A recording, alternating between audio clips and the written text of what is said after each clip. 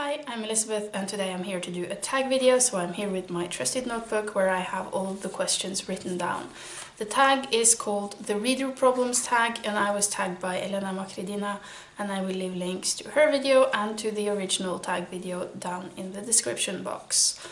So, the questions. Question 1. You have 20,000 books on your TBR. How in the world do you decide what to read next?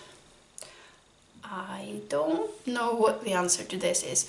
Quite often I will make a pile of books and I will call that my immediate TBR, and then I will read something that's not in the pile. Or I will buy a lot of new books and I'll be very excited to read all of them and I will consider that pile my TBR, and then I'll go to the library and find something completely different to read. I don't know. I like to think of myself as a structured reader and that I have a plan and I have reading goals and that I sort of have a direction I'm trying to read in. But the truth is I am more of a binge reader. I tend to get stuck on a topic or a genre or something like that, and I will read one book and that will point me to 4 other books, and I will just dive into this topic or thing and I will read multiple books about that until I'm sort of fed up with the topic for a while and I will jump on to something different. So I think the books I'm reading quite often lead me to other books that are related to them. Like now in February I've been reading sagas for Sagalong. Now I'm very inspired to pick up some of my non-fiction books about this time that have been sitting on my shelves for a long time, so maybe that's what's gonna happen in March. Question 2. You're halfway through a book and you're not loving it. Do you quit or are you committed? I'm not sure. I think this depends on the book. Some books I want to have read, so even if I'm not loving them, I will push myself through and finish them because by then I can say I have read them. Some of these will be classics, some will just be books that's been on my shelf for a long time and I want to have read them, and then if I don't love them I know I can just give them away and make room for other books that I will love more. Other times I will just forget that I'm reading a book if I'm not loving it, because I tend to read like 6 or 7 books at the same time. And if I'm not engaged in the story or the language or the characters or whatever, I will most likely just forget that I'm reading it and keep picking up other things, and it will just stay there with the bookmark in, and I will, at one point, I will either pick it back up and give it a second try, or I will just give it away. Question 3. The end of the year is coming and you're so close but so far away on your Goodreads reading challenge. Do you try to catch up, and how? I would like to say that I'm not too fussed about the Goodreads reading challenge, and that it's just an arbitrary number and that I wouldn't care. But I know I am a fairly compulsive person, so I think that if by the end of the year I was close enough to that number that it would actually be physically possible to accomplish it, I would be pushing myself to do that, even if it's an arbitrary number I myself set and nobody but me would care. And I think the way I would go about that would be to read a lot of comics or Norwegian poetry collections, which are shorter books that take me less time than full-length novels or non-fiction. Question 4. The covers of a series you love do not match. How do you cope? Badly, probably. I don't think I own a series where the covers have changed so that it's not possible to get matching editions, but I do have a lot of series where my editions don't match. Most of the time because I've been too impatient to wait for the right edition, because if I'm invested in a series I want to read it right now when it's coming out. So for several series I have the first few books in paperbacks and then I will have hardbacks for the later editions because I did not have time to wait for the paperbacks.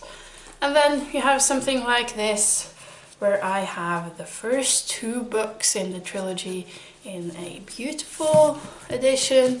I really like these. And then I went and bought the horrible edition that I really hate, but the 3rd book in the trilogy, and at some point I'm gonna throw that away and buy the correct 3rd book in this series. Question 5. Everyone and their mother loves a book you really don't like. Who do you bond with over shared feelings? If everybody and their mother likes a book, I'm sure Adam over at Memento Mori will hate it, so I'm probably gonna bond with him. Question 6 is, you're reading a book and you're about to start crying in public.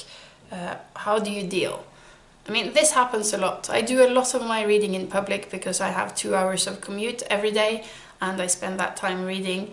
And whenever this happens, I will just stop reading.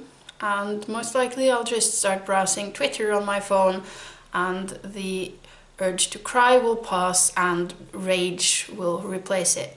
Question 7. A sequel of a book you loved just came out, but you've forgotten a lot from the prior novel. Will you reread the book, skip the sequel, try to find a synopsis on Goodreads, or cry in frustration? This is easy because I do this all the time, and the answer is I will reread the first book, or the first books even, which is why I have read Game of Thrones 5 times. I have read the first book in Wheel of Time 10 times, because I've read all of the 10 books by Robert Jordan, but not the 3 books ending the series written by Brandon Sanderson. And I'm thinking I want to read them at some point, but that would mean rereading the first 10 books, so the project seems too daunting, and I haven't been able to make that commitment yet. Question 8. You do not want anyone borrowing your books. How do you politely tell people nope when they ask? The short version of this is I don't. I happily lend out my books, and if I don't get them back, which happens, I would say, maybe half the time I lend out books, I'm not really fussed because I'm not attached to the book as a physical item, mostly. And if a book is lost and I want to read it, I'll just re-buy it at some point. Question 9. Reading ad. You've picked up and put down 5 books in the last month. How do you get over your reading slump? I will just continue to pick up books until I find the one that sticks. Question 10. There are so many new books coming out that you're dying to read. How many do you actually buy? Looking at the piles of books that I see all around me, that you don't see because you just see plants, I would say the answer to this would be everyone, all of them, give me books.